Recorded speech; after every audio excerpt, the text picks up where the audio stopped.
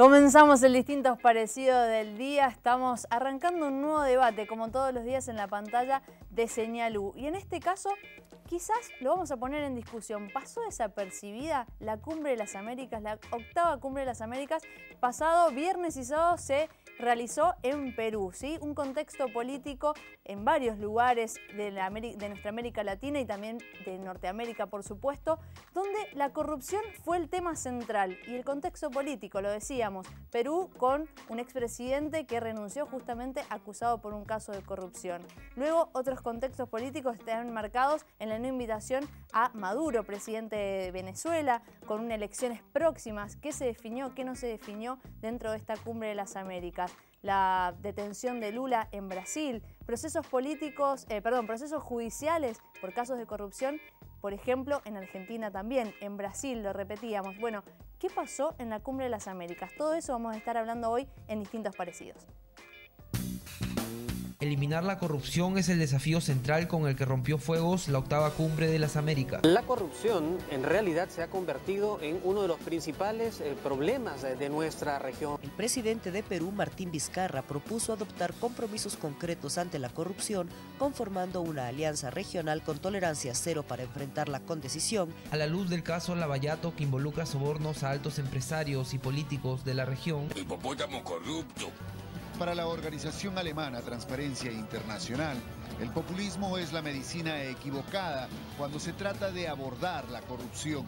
Junto al populismo y el narcotráfico son los causantes de pobreza y exclusión en nuestros pueblos. Los jefes de Estado y de Gobierno han puesto su palabra en cumplir con los 57 puntos del que consta el documento final bajo el tema gobernabilidad democrática frente a la corrupción. Cuando se lucha contra la corrupción se están defendiendo los derechos humanos. Todos tenemos el compromiso con nuestros pueblos y con nosotros mismos en terminar con la corrupción. Ya no es suficiente solo compromisos, acuerdos que se firman en un papel. Tenemos que pasar de la retórica a acciones concretas. Cumbre de las Américas, la octava, 34 países reunidos, ¿sí? De América del Norte, América Central y América del Sur. Tres tópicos importantes que se plantearon en esta Cumbre de las Américas: gobernabilidad y corrupción, fortalecimiento de la cooperación jurídica internacional y, como lo decíamos, la lucha contra la corrupción y la gobernabilidad democrática en este contexto de corrupción. Bueno, vamos a ver qué más se dice de esta Cumbre de las Américas. Vamos a presentar a nuestros invitados. Está con nosotros Gabriel Fidel. Muchísimas gracias, Gabriel, por estar acá. El parlamentario del Mercosur y profesor de Economía Política de la Casa de la Universidad Nacional de Cuyo. Muchas gracias, Gabriel. Encantado de estar acá. Melina Guardamagna también con nosotros. Muchísimas gracias, Melina, por estar acá. Ella es investigadora del CONICET, docente también de la Facultad de Ciencias Políticas y Sociales de la Cátedra de Análisis Político. Muchísimas gracias, Melina, por estar acá. Bueno, Caro, buenas tardes. Buenas tardes. Bueno, comenzamos. ¿Te parece entonces con la columna del día de hoy relacionada al tema de la Cumbre de las Américas? Y nos vamos a la primera placa, porque la Cumbre de las Américas es una reunión de los jefes de Estado y de Gobierno de los Estados miembros del hemisferio para debatir sobre aspectos políticos compartidos, afirmar valores comunes y comprometerse a realizar acciones con el fin de hacer frente a desafíos presentes y futuros que enfrentan los países de Américas. Este año se llevó a cabo en Lima el 13 y 14 de abril bajo el compromiso gobernabilidad democrática frente a la corrupción. En la siguiente placa vamos a ver los ejes temáticos de la cumbre, que fueron gobernabilidad democrática y corrupción, corrupción y desarrollo sostenible, aspectos de cooperación, institucionalidad internacional y alianza público-privadas. Y en la próxima, en la última, corrupción en América, el índice de corrupción de Transparencia Internacional 2017, que se publicó en febrero del 2018, reveló que Venezuela es el país más corrupto del continente. Este índice clasifica a los 180 países por los niveles percibidos por corrupción en el sector público según sondeos con expertos y empresarios, dentro de un puntaje de 0 a 100, según el cual 0 es muy corrupto y 100 es muy transparente. Por eso estamos viendo los puntos en la placa. En el desolador panorama de las Américas, solo 11 países tienen más de 50 puntos. Canadá está en el top mundial, top 10 mundial de poca corrupción, y Argentina ocupa el lugar número 17 en los países de América por corrupción. Así que de esta manera abrimos el debate del día de hoy. Bien, vamos a retomar seguramente esos datos para poder ponerlos en la mesa y debatirlos. Y mi primera pregunta es, ¿qué significa que hoy, o que la Cumbre de las Américas haya tenido como eje central el tópico gobernabilidad democrática y corrupción? A ver, yo creo que la corrupción es uno de los principales problemas o flagelos de la región, que cruza a la región de izquierda a derecha. O sea, es un problema grave que además afecta la gobernabilidad, o sea, afecta las democracias y además es prima hermana de la pobreza. O sea, a ver, los enormes niveles de pobreza que hay en América Latina están de alguna manera relacionados también con la corrupción, porque es dinero que sale del sistema y queda en manos de los corruptos. Los corruptos que pueden ser, que no son solamente los dirigentes políticos, que sino también son, o sea, se necesita dos para bailar el tango, ¿no? Están los dirigentes, los funcionarios, pero también los empresarios que prefieren la vía rápida de hacer negocios fáciles a través de la corrupción. Entonces, evidentemente afecta a las instituciones democráticas, afecta a la democracia y afecta a nuestros pueblos. O sea que yo creo que es un tema bien elegido, porque aparte es hoy un tema, diría, número uno en la agenda, y creo que es unos desafíos fuertes de nuestra región a resolver, porque la verdad que además de eso, cuando yo digo que está emparentado directamente con la pobreza, América Latina es la región más desigual del mundo, no es la más pobre, porque la más pobre es África, es la más desigual, porque en América Latina hay gente que vive como los lugares más ricos del mundo y hay otros latinoamericanos que viven como los lugares más pobres del mundo. Entonces, la verdad que creo que es un tema de agenda. Lo que sí, lo conversábamos antes de empezar el programa, yo hubiera puesto en todas las cumbres de las Américas, hay que poner la problemática de la pobreza primero, porque creo que es verdad que, digo están emparentados, pero realmente tenemos una gran porción de nuestra gente viviendo bajo la línea de pobreza. Fue el gran ausente, no estuvo Trump que fue la ausencia, o no estuvo Maduro que fue la ausencia, pero el tema pobreza fue el gran ausente de este No, bueno, yo creo que como tema de agenda, creo que sí. Después podemos hablar enseguida de estas ausencias y también podemos hablar enseguida, por qué algunas urgencias se ponen y otras no. Creo que tiene mucho que ver también con lo que está pasando con Venezuela, ¿no? Bien. Melina, te repito la pregunta del principio. ¿Qué significa este tópico, gobernabilidad democrática y corrupción, hoy en una cumbre? A mí me parece que, que obviamente son tres conceptos que nos atraviesan y que, como decía Gabriel, están relacionados. Y en ese sentido, un poco retomando en función de las consecuencias que tiene la corrupción en términos institucionales, me parece interesante ahí discutir el concepto de gobernabilidad y democracia, porque si no como que quedaría que solo hablamos de corrupción. Y hay toda una discusión que nos tenemos que dar y que tiene que ver con la corrupción y con cómo afecta y vemos a las instituciones, que tiene que ver básicamente por qué entendemos por democracia. Y ahí, hay como dos grandes corrientes para entender la democracia, me parece, ¿no? Una que tiene que ver más con los desarrollos teóricos anglosajones y más con los enfoques más institucionalistas que definen la democracia meramente por lo institucional. Y entonces lo que están analizando es si se cumplen o no las elecciones, cómo se cumplen las transparencias, los procesos electorales. Y otra democracia que está mucho más relacionada con, si se quiere, desarrollos teóricos de pensadores latinoamericanos. Y que yo traigo esto por el hecho de que me parece que es importante pensar, por lo menos nosotros desde la cátedra siempre tratamos de pensar y poner en juego a los pensadores que entienden las idiosincrasias latinoamericanas, entender a la democracia como algo mucho más amplio que lo electoral.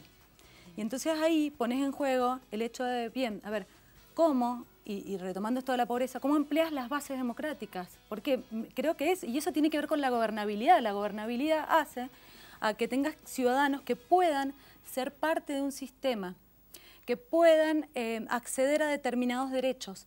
Y creo que hoy en América Latina lo que está muy en juego es eso, el acceso a derechos, el acceso a esas masas que están movilizadas, porque no solo sucedió la cumbre de las Américas, sino que mientras tanto sucedió la cumbre de los pueblos. y que se cubrió muy poco eso. Digo, solo algunos medios cubrieron eso, que tenía que ver con muchísimos grupos de ciudadanos o sectores más vulnerables que están también demandándonos algo y que quieren ser parte de. A mí me llamó la atención esto que vos decís, bueno, la Cumbre de los Pueblos no fue cubierta, ¿no? Mediáticamente, pero de por sí la Cumbre de las Américas tampoco me parece que tuvo una gran cobertura, o pasó quizás un poco desapercibida. Esa es mi opinión, no sé cómo lo ven ustedes. Bueno, estaba quizás un poco vaciada de poder al no ir los habituales grandes personajes de otras épocas, cuando aparecía el presidente de Estados Unidos y aparecía Fidel Castro, entonces eso que tenía todo, o aparecía Chávez y aparecía toda una... Pero la verdad es que hay que ver también que habitualmente durante los gobiernos republicanos, y este es el caso, decae el interés por América Latina de Estados Unidos. De hecho, todavía no ha viajado a ningún país latinoamericano, Trump. Y también creo que, yo creo que también hay que buscar como un sendero distinto de esto que creo yo, ¿no?, que estamos planteando. América Latina, la realidad es que los países que mejor les va en el mundo son aquellos que tienen democracias estables, instituciones transparentes y obviamente, como yo coincido, digo, la democracia no se puede limitar al voto. La democracia tiene que ser participativa, las instituciones tienen que ser participativas y las instituciones, cuando siempre también decimos, no puede tampoco ser solamente esto de las instituciones en el sentido más conservador de la palabra, o sea, las instituciones como un concepto estático, ¿no? Las instituciones tienen que ser algo mucho más dinámico y también yo creo que cuando uno habla de estabilidad y gobernabilidad, yo insisto con el tema de la pobreza, porque mientras nosotros tengamos el gran ejército de excluidos que tenemos en los países de América Latina y tengamos arriba de 1/3 de la pobreza, en unos países más de la mitad de la población viviendo bajo la línea de pobreza, no hay ninguna posibilidad de tener democracias estables, gobernabilidad, inclusión. Entonces, cuando yo digo esa cumbre no tiene el gran tema, o sea, tiene uno de los grandes temas que es la corrupción. La verdad que somos una región del mundo corrupta, no somos la única, pero somos una región. A mí no me interesa lo que digan los demás de ellos, me interesa de nosotros. Sí, bueno, nosotros tenemos mucha corrupción, lo vemos a diario, lo sabemos, lo palpamos. Tenemos que resolver, pero también tenemos ese otro tema de agenda que yo creo que es un tema importante y el otro tema también que también estuvo ausente es el tema ambiental, ¿no? Es increíble que a esta altura de los tiempos, en una cumbre de este tipo, los temas de defensa del ambiente tampoco estén incluidos. Por lo tanto, yo creo que esos son desafíos que tiene la región, pero yo en esto sí digo, estoy convencido, es una convicción que tengo, hay que tener una institucionalidad, hay que tener democracias estables y la verdad que si nos ponemos a pensar, estos vaivenes que tenemos en nuestro país, en nuestro propio país, donde vamos en historias muy pendulares, también nos hace mucho mal, ¿no? Nosotros tenemos que tener mucho más acuerdos, tenemos que tener mucho más claro cuáles son estos caminos que hay que seguir y me parece que salir también de estos grados de conflictividad que no le sirven para nada a la región. Quería hablar un poco de esto de las instituciones, ¿no? Porque se hizo mucho hincapié en la división de poderes, pero fundamentalmente en el poder judicial. ¿Qué significa eso? A ver, creo que no es casual. Primero, te hago, retomando un poco un paréntesis, que con algo que me quedé pensando en esto que vos decías, bueno, ¿por qué no fue tan cubierta o no tuvo tanta trascendencia en los medios la cumbre? Y dos cuestiones. Primero, porque creo que todo el mundo estaba atento a lo de Siria, que sé que por ahí lo vamos a tratar, era como el hecho. Seguro. Y creo que también, a ver, con estas temáticas, lo que uno ve en los desarrollos, digo, uno que está todo el tiempo leyendo cuáles son los desarrollos teóricos, es como que hay toda una cuestión muy retórica en torno a el concepto de gobernabilidad, el concepto de transparencia, el concepto de gobierno abierto, de gestión pública. Todos hablamos de esos temas, todo el mundo habla de esos temas. Pero entonces pasa a ser como una cuestión muy retórica, ¿no? Y creo que en ese sentido, el hecho de que no se le ha dado tanta trascendencia a la cumbre, cuando uno la verdad que ve, yo la aplaudo a la cumbre y me parece fantástico que tengamos estos lugares de encuentro desde el 94 en adelante, que personas como Evo Morales pueda hablar con Macri, Temer y Piñera, digo, y se sienten y dialoguen. Y eso habla bien de nosotros como pueblo. Pero cuando uno lee el documento que fue el resultado de la cumbre, que son 8 hojas, es como, la verdad que a mí me queda como muy gusto a poco, es como muy retórico, mucho más de lo mismo. Y entonces ahí yo me pregunto, está todo bien, pero a ver, ese documento lo están firmando presidentes que tienen causas judiciales, que tienen muchas causas judiciales. Macri fue uno de los presidentes que asumió con más causas judiciales en América Latina. Temer, a ver, está también acusado, digo. Y el acento se termina poniendo en Venezuela. ¿Sí? Fue como esa declaración, cuando uno ve los discursos de todos los presidentes, el acento termina puesto en la situación de Venezuela, que obviamente es gravísima y que hay mucho para decir sobre eso. Y este documento y esta cuestión de la corrupción queda como algo, bueno, qué sé yo, algo retórico. Entonces me queda como esa sensación de que la verdad que espero que en esta coyuntura, bueno, a ver, estos presidentes que están bastante cuestionados salgan a decir o a hacer efectivamente algo más, me parece. Y ahí, digo, el tema de la justicia también tiene mucho que ver con eso, porque lo que estamos viendo, me parece, en América Latina es que el ajustarse al debido proceso pareciera que es nada más que para algunos y para otros no pasa. Pero me parece igual que hay una gran diferencia. Una cosa es tener procesos, otra cosa es tener condenas, pero además de eso también me parece que hay una realidad, o sea, lo de Venezuela es indefendible. En Venezuela por supuesto que no hay democracia, en Venezuela hay muertos, en Venezuela se persigue a los opositores, no funcionan las instituciones, hay una crisis humanitaria, es muy fácil gobernar un país con millones afuera, claro, total, el que no come se va. Entonces me parece que poner el acento en Venezuela es una obligación. Ahora, yo creo que, por ejemplo, mucho de lo que pasa en otros países, claro que hay que seguir trabajando sobre las instituciones, sobre el Poder Judicial, muchísimo. Creo que es una materias pendientes que tenemos en Argentina y en muchos países, pero me parece que no es lo mismo. O sea, yo en ese sentido creo que lo de Venezuela y la farsa de las elecciones del 20 de mayo tenían que ser denunciadas. En ese sentido, me parece que ese acento para mí estuvo bien puesto. Bien, nos adelantamos un poquito porque obviamente la situación en Venezuela y lo que se trató dentro de la Cumbre de las Américas va a ser el tema de nuestro próximo bloque. Ya estamos empezando a hablar, por supuesto, de eso. Los invitamos a que ustedes participen de este programa. Estamos en redes sociales, en Twitter, en @EPSenalú, en Facebook y en Instagram como Distintos Parecidos. Los invitamos a que participen, a que puedan opinar también de qué se ve de esto, de la situación política, económica y social de América. La excusa es la Cumbre de las Américas, por supuesto, pero nos proponemos esto, plantearnos estas temáticas. Nos vamos a un pequeño corte y enseguida continuamos con más Distintos Parecidos.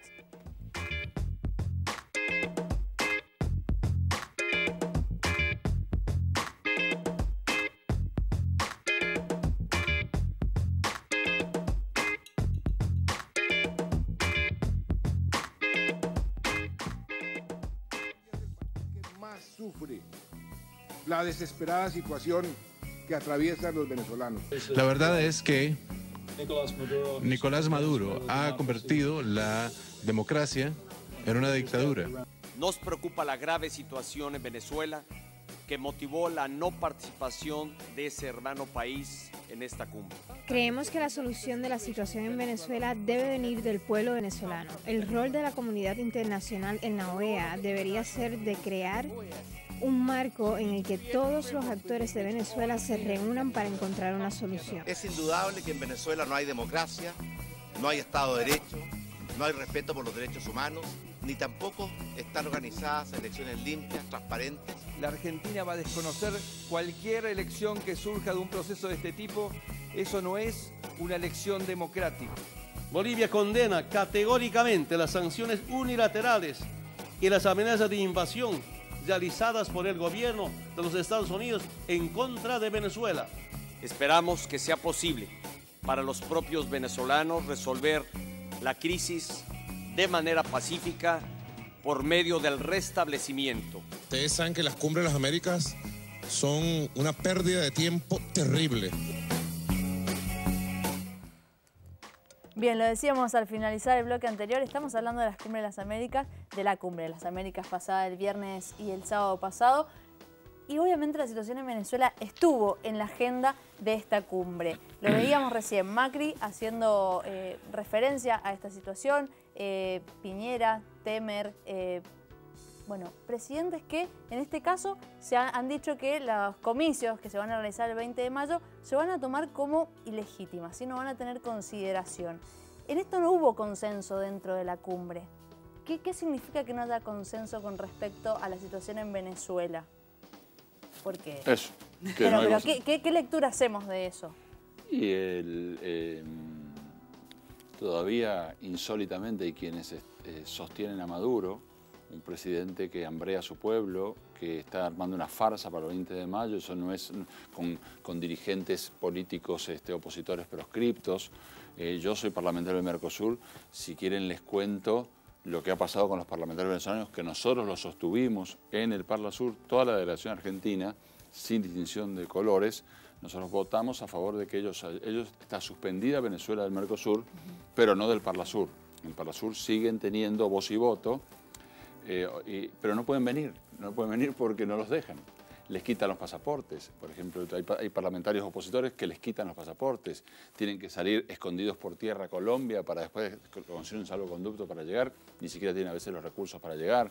En cambio los chavistas todos tienen, por supuesto, recursos para llegar. Ahora ya son maduristas, ni siquiera sé si son chavistas, pero la verdad es que es una situación muy compleja la de Venezuela y es insostenible porque además el pueblo está muy mal y además cada vez hay más venezolanos afuera de Venezuela. Entonces sostener a lo de Maduro me parece indefendible. Ahora, coincido con Evo Morales. Yo no quiero ninguna solución al estilo de lo que propone Estados Unidos. De ninguna manera. La solución del pueblo venezolano, más tarde o más temprano, tiene que llegar del pueblo venezolano. De algún día que haya un punto de encuentro, que es difícil, lo sé, parece hasta romántico lo que digo yo, pero de ninguna manera yo puedo avalar algún tipo alguna cosa así. Ahora, sí es algo que lo tenemos que denunciar porque es algo grave e importante y la verdad que frente a una crisis humanitaria yo no voy a esperar a dentro de 10 años mirar para atrás y decir y quizás deberíamos haber sido más duros. No, me parece que en eso hay que ser... Es más, les voy a decir algo. En el Parlasur, sectores que siempre apoyaron al chavismo, hoy no apoyan a Maduro, ¿no? Porque lo de Maduro me parece que ha llegado a un punto que ni siquiera tiene nada que ver con Chávez, ¿no? Y en ese caso, preguntarte, Verina, si esta falta de consenso tiene que ver justamente con esta presión diplomática de Estados Unidos. Si hay una lectura ahí de eso o no. Creo que, que la presión diplomática de Estados Unidos para algunos jefes de Estado sí existe realmente. Y para otros no, digo, claramente para Evo Morales no. Y sí creo que para nuestro presidente, que llegó a ponerse, a hacer una declaración avalando los ataques unilaterales de Estados Unidos a Siria. Digo, evidentemente hay ahí un posicionamiento claro que tiene que ver con un alineamiento hacia Estados Unidos. Y ahí, la situación de Venezuela es muy grave, creo, básicamente porque hay un pueblo que está sufriendo y hay violencia y hay muerte. Entonces, eso nunca es justificable. Para mí ese es el límite de lo justificable. Lo que pasa ahí también es que me voy a otra pregunta que tal vez no tiene que ver específicamente con Maduro, sino que cómo... y que tiene que ver también con otras situaciones que han sucedido en América Latina, cómo vos podés desarrollar modelos o instaurar modelos que vayan contra el orden capitalista mundial. Es muy difícil, es sumamente difícil, porque ¿qué sabemos? ¿Cómo nos enteramos realmente de las noticias? Digo, la concentración de los medios de comunicación. A mí me pasa que tengo que andar buscando otros medios alternativos, siguiendo para poder llegar a reconstruir, bueno, evidente o efectivamente qué es lo que está sucediendo. Entonces, en un mundo capitalista, donde el Estado es capitalista, lo dice O'Donnell, los grandes teóricos de la ciencia política lo definen cuando definen el Estado, y el Estado es capitalista, y entonces el Estado lo que va es este Estado capitalista del que aún no hemos podido salir hacia otro modelo, porque el socialismo como un modelo alternativo no funcionó. Lo que va a buscar siempre es reproducirse y reproducir esa dominación desigual. Entonces es muy difícil. Ahora, no todos los modelos económicos son iguales, porque la verdad que hay que mirar las estadísticas y ver en qué países se vive mejor en el mundo, ¿no? O sea, cuáles son los países que más prosperan. Cuando uno mira la prosperidad y mira las causas de la prosperidad, a ver, ¿qué tienen esos países que prosperan más versus los que no prosperan? ¿Cómo cuáles? No, por ejemplo, el caso de Australia, de Nueva Zelanda, el caso de los países escandinavos, digo, como países... Entonces me parece a mí, y el caso de Uruguay, si querés también, entonces me parece a mí que, o sea, a ver, no es que hay capitalismo perverso o Venezuela, no, en el medio hay un montón por ejemplo, no es lo mismo la participación del Estado en la economía en Suecia o en Francia o en Inglaterra o en Estados Unidos o en Canadá. O sea, no es lo mismo el modelo de salud pública de algunos países, de estos países, que en otros. Entonces, lo que sí creo que, yo digo, por ahí parecerá simplista mi planteo, pero la verdad que yo creo que hace falta tener un poquito más de sensatez en América Latina, ¿no? Y yo no veo que, o sea, a ver, por ejemplo, yo soy digo, lo de Bolivia. Evo Morales es un presidente con legitimidad de origen y de ejercicio, que viene de muchos años, quizás 500 de exclusión de las grandes masas indígenas y demás. Yo no creo que a Evo Morales nadie lo cuestione. Lo que sí se cuestiona es lo de Venezuela, porque realmente ya es algo inviable, injusto, y además solo se sostiene con el hambre de los venezolanos y con un montón de venezolanos afuera. Entonces yo, en ese sentido, yo en el Parlamento del Mercosur he sido implacable en mi forma de pensar. No quiero eso para América Latina, tampoco quiero patio trasero de ninguna superpotencia, y tampoco quiero los niveles de pobreza y exclusión.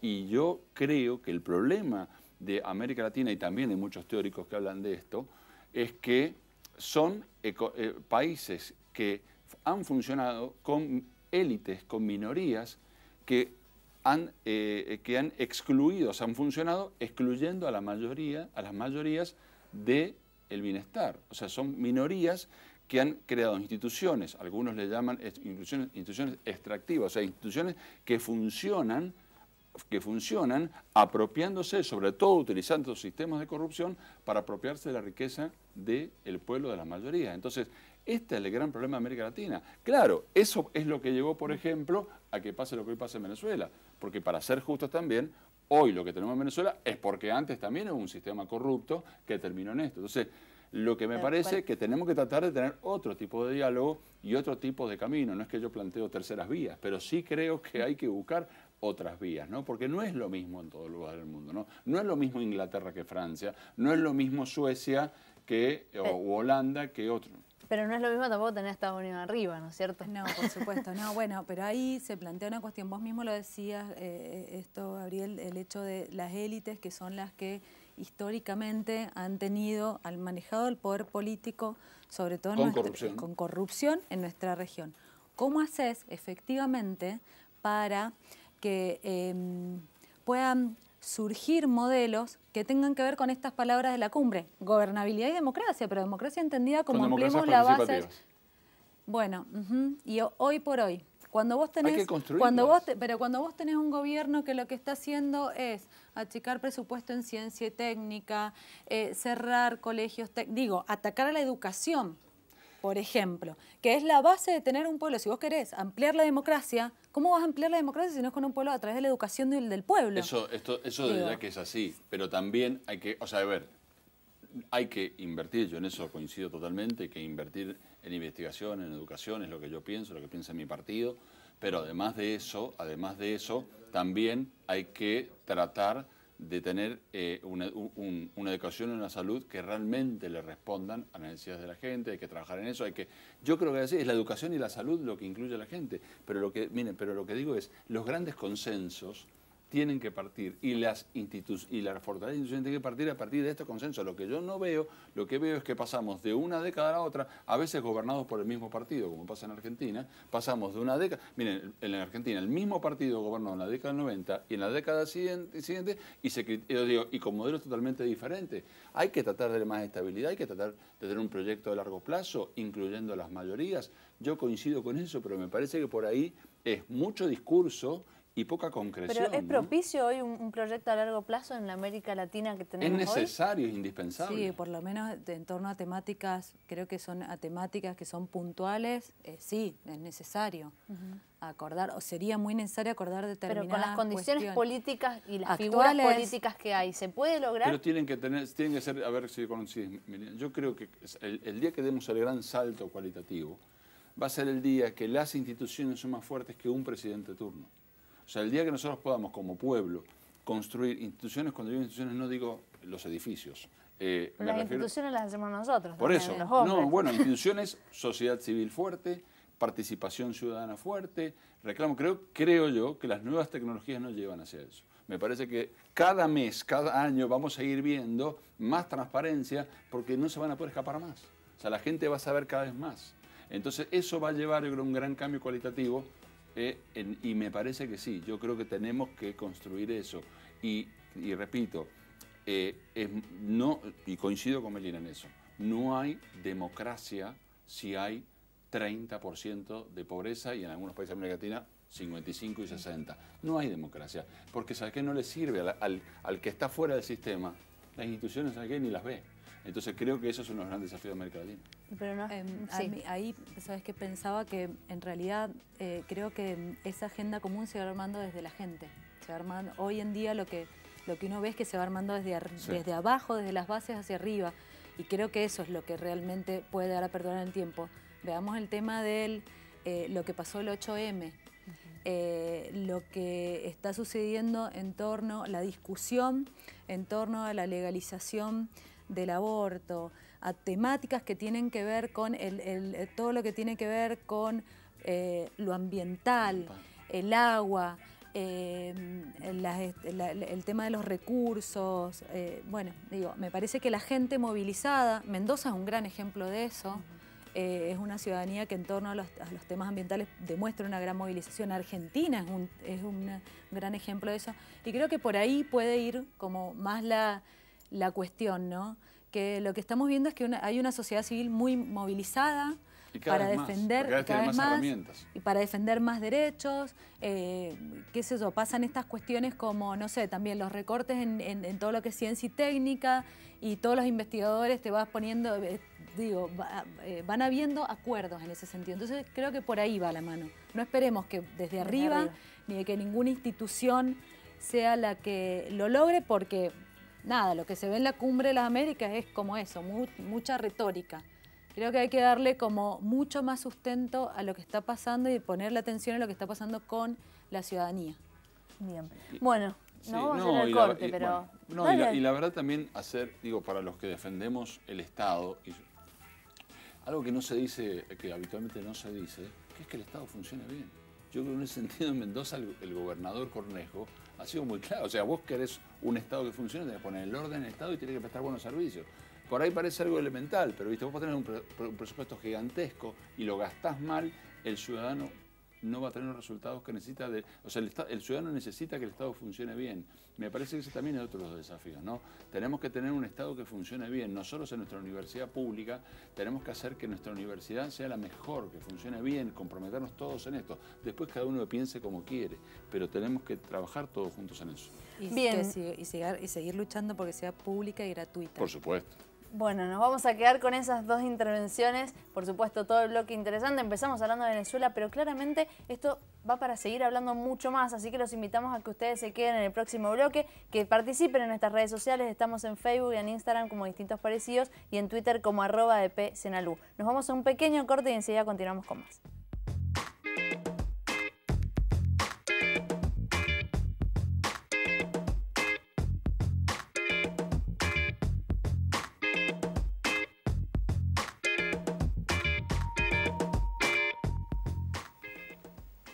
Continuamos en Distintos Parecidos, llegamos al tercer bloque. Y lo dijimos, la excusa fue la 8ª Cumbre de las Américas, pero a lo largo del programa hemos estado hablando de muchos temas que tienen que ver con la realidad política, social y económica de América del Norte, de América Central y fundamentalmente América del Sur y nuestro país. Hemos puesto en discusión el modelo político, el modelo económico, ¿no?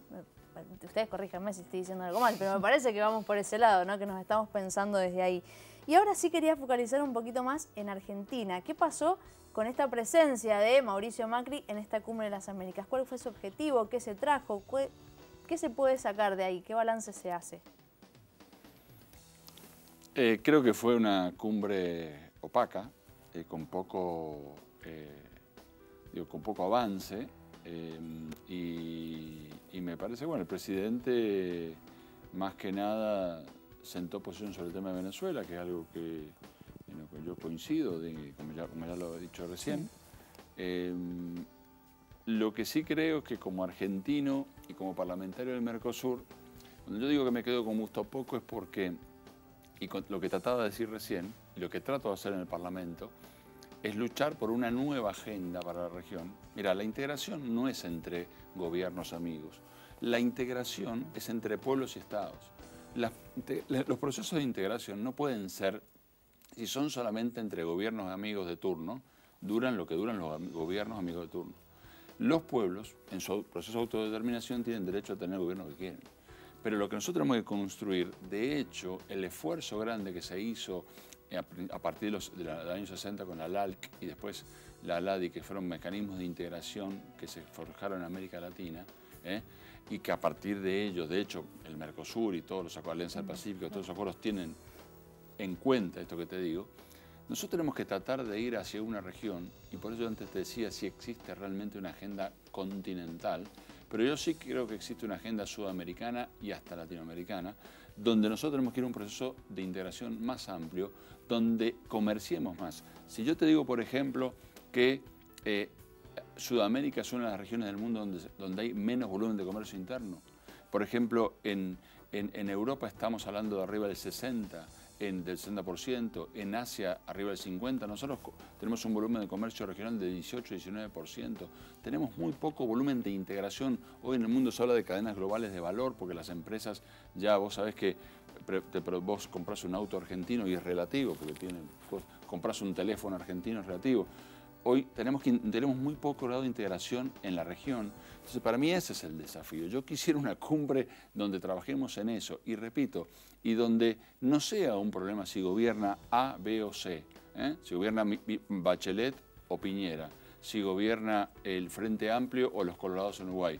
La agenda de integración tiene que ser sustentable, tiene que ser estable y tiene que generar estos procesos. Yo también otra cosa decía, en estos años previos, donde gobernaba, por ejemplo, Lula y Cristina Fernández en nuestros países, el volumen de comercio intra-Mercosur bajó muchísimo, bajó del 20 al 13% del Producto Bruto Interno. Entonces, nosotros tenemos que tratar de ir a procesos de integración que sean mucho más efectivos. Y repito, no puede ser un mundo solo de chicanas y de clubes de amigos. Tiene que ser, como te digo, una plataforma fuerte, robusta, que cuando cambian los gobiernos, se sostiene. Y yo quiero más integración de cadenas de valor regionales, ¿me entiendes? Una empresa boliviana integrada con una argentina, con una chilena, exportando a terceros mercados. Me parece que ese es el desafío de la Argentina y el desafío de los países de la región. Coincido con lo que está diciendo Abel. Me parece que en un mundo... El otro día leí una nota muy interesante de García Linera, el vicepresidente de Bolivia, y él hablaba de la muerte de la globalización. Entonces lo que él plantea es, lo que está sucediendo ahora es que las grandes economías mundiales se están volviendo cada vez más proteccionistas.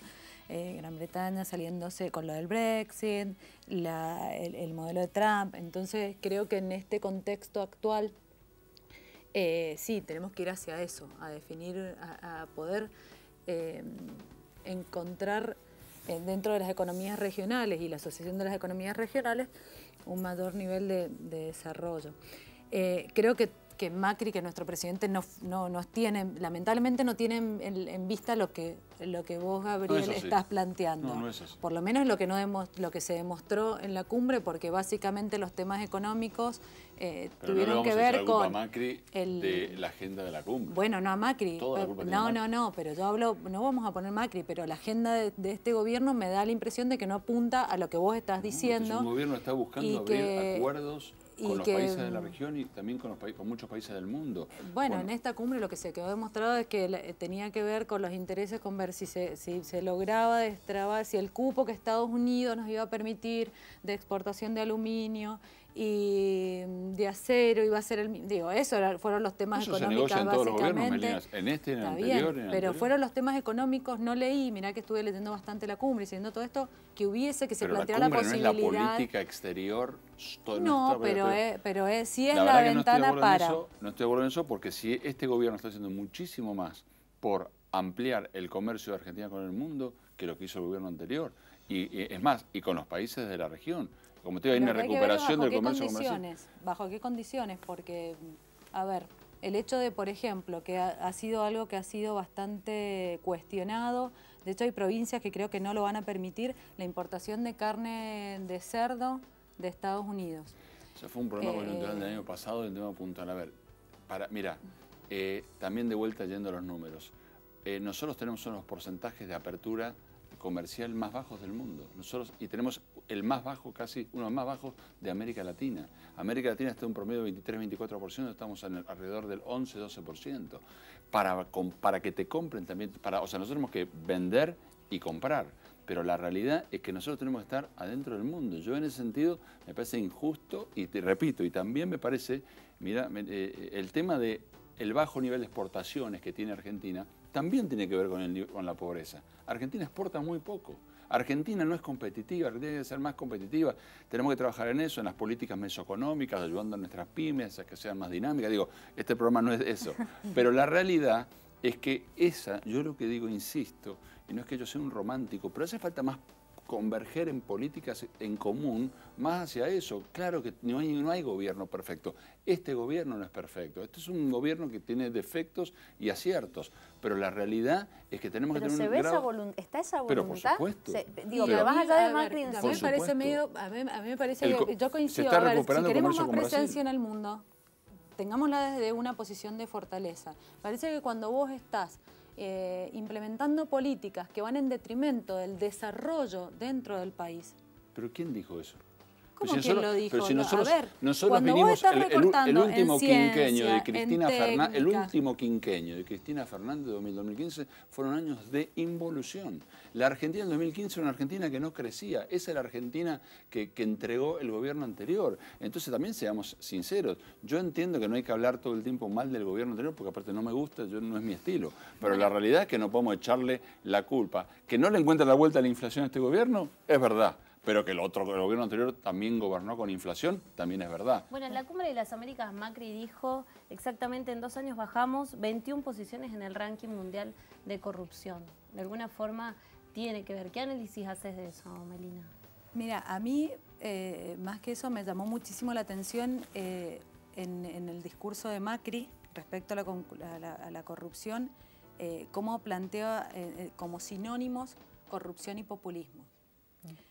Y me parece que también es algo como muy interesante para discutir, porque si no quedamos en la simplificación del discurso que se repite, básicamente, entonces, lo retomo eso porque me parece grave que la gente repite populismo, no tienen la menor idea que es tal vez el populismo, no te has puesto a interiorizarte un poco sobre lo que es, pero pareciera, y eso no es inocente, cuando vos instalás ese mensaje, no es para nada inocente, ¿no? Y entonces, justo en función de eso, retomaba algunas cuestiones retomando a Laclau, que ha escrito mucho sobre populismo, y él dice, nadie cuestionaría, por ejemplo, a De Gaulle cuando fue la instauración de la Quinta República Francesa, y era un líder, ¿sí? Porque se habla tanto, siempre los líderes populistas es lo primero que se cuestiona cuando se habla de populismo. Pero sí cuestionamos a otros líderes populistas. Sí cuestionamos a otros líderes. es más fácil cuestionar a otros líderes históricos como, qué sé yo, Ibáñez en Chile, Gaitán en Colombia, Perón en Argentina, Getúlio Vargas en Brasil. Y ahí retomo entonces algo que dice Laclau, dice, a ver, los líderes populistas no son los que generan los movimientos de las bases. Los movimientos de las bases, esto que estamos hablando, los pueblos solos empiezan a organizarse porque necesitan que sus demandas, que sus intereses los empiezan a poner en agenda, necesitan que empiecen a visibilizarse. Los líderes, en todo caso, son los que logran la aglutinación de esos intereses. Y en ese aspecto, eso, precisamente eso que decís, con respecto a la Cumbre de las Américas, ¿considerás que se tuvo en cuenta los intereses de los pueblos en esta cumbre? En la Cumbre de los Pueblos, sí. En la Cumbre de los Pueblos, sí, Digo, pero sí. en la Cumbre de las no, Américas... a ver... Me parece una simplificación, porque la corrupción la viven los pueblos, nuestro pueblo día a día. O sea, ¿Cuál es la simplificación? La corrupción, la corrupción como tema, más allá de que hay otros temas, yo acabo de decir los temas que me hubiera gustado ver, pero la corrupción es un gran tema que cualquiera que nos está mirando lo vive en su municipio, en su... Entonces, lo que yo creo es que es uno de los grandes temas a resolver. Me parece que en ese sentido, y también creo, Melina, que en eso dije, a ver, yo entiendo, yo no soy un enemigo, digo, yo entiendo el rol de los movimientos populares, para no ir tan lejos, entiendo el rol que ha tenido el lencinismo en nuestra provincia como un movimiento que incorporó un montón de derechos que antes de ese movimiento del lencinismo no existían. Y en ese sentido, soy el primero que apoya esos movimientos populares. El radicalismo, el irigoyenismo fue eso en su momento cuando apareció. Ahora, el peronismo fue eso. Ahora, la forma de asegurar en el largo plazo esos derechos es con instituciones fuertes. Eso por ahí es donde uno dice, bueno, mira, el líder popular no puede ser, o sea, esos movimientos no pueden ser eternos. Tienen que converger en instituciones que aseguren esos derechos en el largo plazo. Eso es lo que yo veo de los países que les va mejor. Entonces yo quiero que me vaya, o sea, yo quiero que mi país le vaya bien. Ahora, también en eso yo no soy de los... O sea, entiendo los movimientos populares, por qué surgen, para qué están y los beneficios que en su momento le traen al pueblo. Ahora, a partir del día después, hay que institucionalizarlos. Por supuesto. Leía una nota del diario El País que hablaba de si se sentenció el final de la era bolivariana en la región con esta Cumbre de las Américas. Y lo llevo ahí por el tema de los líderes, ¿no? Cómo cambiaron los líderes o las figuras de un... podría decirse unos años a esta época. En ese momento, esos temas que vos decís que salían de las bases populares, ¿estaban en la agenda? Sí. ¿Y llevaron a un cambio? Sí, yo creo que sí. Y eso estoy absolutamente convencida de que sí. ¿Y crees en esa sentencia de hoy, en esa nota que digo del diario del País, de que se sentenció esa era bolivariana? No, creo que, a ver, creo que justamente porque los pueblos están movilizados, esto es una cuestión cíclica. Esperemos que esos ciclos, porque históricamente esperemos que estos ciclos no se lleven puesta cada vez que sucede, que es una cuestión muy propia de América Latina, los avances de los gobiernos, ¿viste? Porque si no es siempre volver a empezar, no queremos volver a vivir un 2001 de ningún gobierno. Entonces, no lo vamos a vivir tampoco. Pero ojalá que no lo volvamos a vivir nunca más. Algunos quisieran. Que hay cosas que no volvamos a vivir nunca más. ¿Sabes en qué creo? A ver, vos que sos una muy buena analista, a ver si estás de acuerdo con esto. Me parece que se avanza paso a paso en más derechos. A ver, por ejemplo, nosotros vemos los derechos de la mujer, los derechos de la niñez. Hay ciertas cosas que se van poniendo y que ya no hay vuelta atrás. Y en muchos derechos, y me parece que eso va a ser la velocidad de la lucha por esos derechos y la necesidad de respuesta va a ser cada vez más rápida. Vivimos en la velocidad del cambio va a ser cada vez más rápido. Me parece que en ese sentido yo soy muy optimista a que vamos hacia democracias cada vez más abiertas y más transparentes y con más derechos asegurados. Cierre. A ver, yo eso creo que tiene que ver con el compromiso y la movilización de la ciudadanía que no va a permitir que se vaya para atrás básicamente con esos derechos adquiridos. Bien, entonces bueno. Con eso nos vamos a despedir hoy, obviamente. Yo lo dije antes de entrar al aire en Twitter. Nos iba a quedar corta la hora y efectivamente quedó corta la hora. Así que, Melina, muchísimas gracias por haber venido. Muchísimas gracias, Ariel, por haber estado acá. Caro. Sí, agradecer a Baidip que me vistió en el día de hoy y bueno, Fer, nos encontramos mañana, gracias por acompañarnos. Muchísimas gracias nuevamente a nuestros invitados y les recordamos que nosotros mañana a las 19 horas hacemos un nuevo Distintos Parecidos en la pantalla de Señal U. Chau, chau.